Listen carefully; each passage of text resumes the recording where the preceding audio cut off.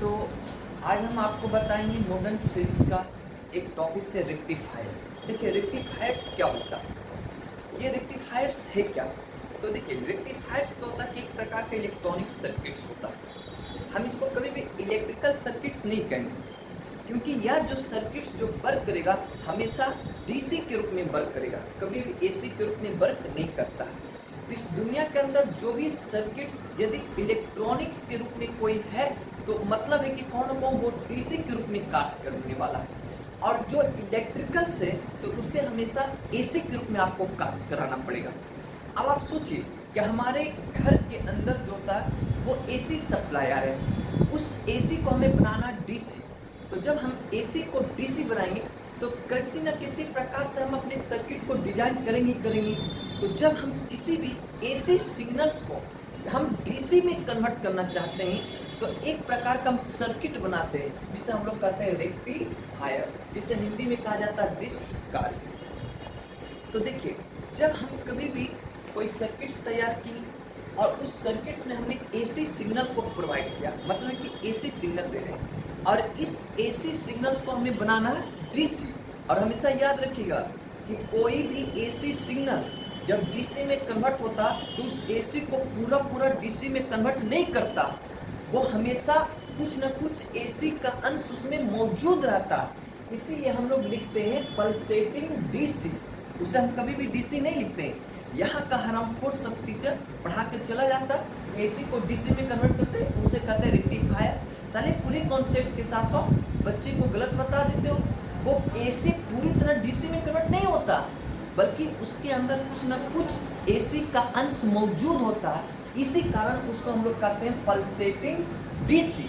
यही प्रक्रिया को हम लोग कहते हैं रेक्टिफायर। तो जब आपसे कोई पूछेगा कि रेक्टिफायर किसे कहते हैं तो हमेशा एक सिंपल लैंग्वेज में बता कर जाइएगा कि वैसा इलेक्ट्रॉनिक सर्किट्स जो एसी सिग्नल को पल्सेटिंग डीसी, डीसी कभी मत कहिएगा, पल्सेटिंग डीसी में बदलता है, तो उस ऐसे डिवाइस को हम लोग क्या कहते हैं, रेक्टिफायर।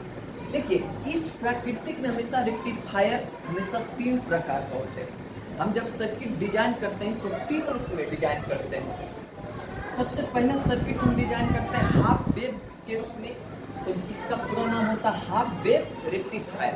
हाफ मतलब होता है कि जो हमारा एसी सिग्नल आ रहा है तो उसमें हमेशा दो साइकिल होते हैं, एक को कहते हैं पॉजिटिव और एक को कहते हैं निगेटिव। यही दोनों पॉजिटिव निगेटिव मिलके एक पूरा कंप्लीट साइकिल बनाता है। तो जब कभी भी एसी सिग्नल को किसी हाफ सिग्नल के लिए कार्य करता है तो उसको हम लोग कहते हैं half wave rectifier. Half wave rectifier में हमेशा एक डायोड लगता है, और दूसरा होता है फुल वेव रेक्टिफायर, इसमें हमेशा दो डायोड लगता है।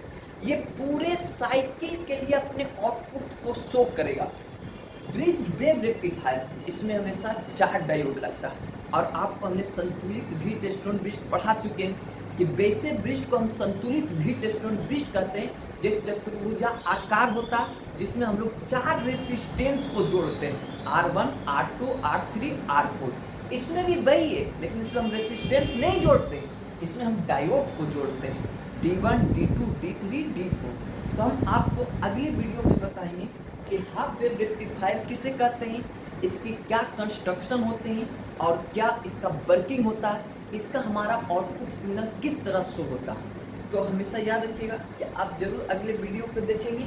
उस वीडियो के अंदर हम हाफ वेव, फुल वेव और ब्रिज, ये तीनों को हम क्लियर कर देंगे। एक बार मैं और बतला दे रहा हूँ कि जब कभी भी आपसे कोई रेक्टिफायर पूछे, एक सिंपल लैंग्वेज में जवाब दीजिएगा। वैसे इलेक्ट्रॉनिक सर्किट्स जो एसी सिग्नल को पल्सेटिंग डीसी में बदल दे उसे हम लोग कहते हैं रेक्टिफायर। रेक्टिफायर कितना प्रकार का, तीन, हाफ वेव, फुल वेव और ब्रिज। हाफ में हमेशा एक डायोड का प्रयोग हुआ, फुल में हमेशा दो का और ब्रिज में हमेशा चार का।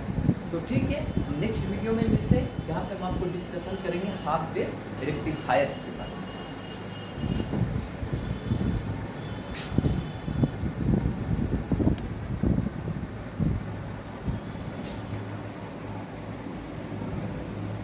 तो ये आपका सर्किट डायग्राम है, देख लीजिए।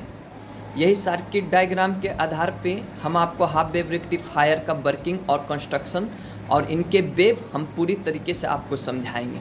तो इसको बेहतर तरीके से आज देख लीजिए ताकि हम कल इसका डिस्कशन कर लें।